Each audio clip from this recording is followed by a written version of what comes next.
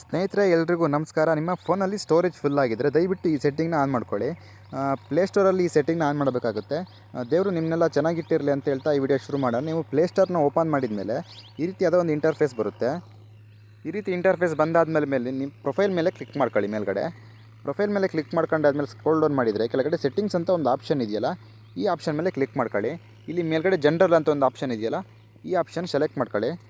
Select ಮಾಡ್ಕೊಂಡು scroll down ಮಾಡಿದರೆ ಇಲ್ಲಿ ಆಟೋಮೆಟಿಕಲಿ ಅರ್ಚಿವ್ ಆ್ಯಪ್ಸ್ ಅಂತಿದೆಯಲ್ಲ, ಇದನ್ನು ನೀವು ಆನ್ ಮಾಡ್ಕೊಳ್ಳಿ. ಏನಕ್ಕೆ ಆನ್ ಮಾಡ್ಕೊಬೇಕಂತ ಹೇಳಿದ್ರೆ ಇಲ್ಲೇ ಕೊಟ್ಟಿದ್ದಾರೆ ನೋಡಿ, apps you use rarely will be archived when your storage run slow ಅಂತಂದರೆ ನಿಮ್ಮ ಸ್ಟೋರೇಜ್ ಫುಲ್ ಆಗಿದ್ದಾಗ ನೀವು ಕಮ್ಮಿಯಾಗಿ ಯಾವ ಆ್ಯಪ್ಗಳನ್ನೆಲ್ಲ ಯೂಸ್ ಮಾಡ್ತೀರಾ, ಕೆಲವೊಂದು ಆ್ಯಪ್ಗಳೆಲ್ಲ ಡೌನ್ಲೋಡ್ ಆಗಿರ್ತವೆ, ನಿಮಗೆ ಗೊತ್ತಿರಲ್ಲ ಅಂಥ ಆ್ಯಪ್ಗಳೆಲ್ಲ ಇದರಿಂದ ಡಿಲೀಟ್ ಆಗಿ ಹೋಗ್ತವೆ.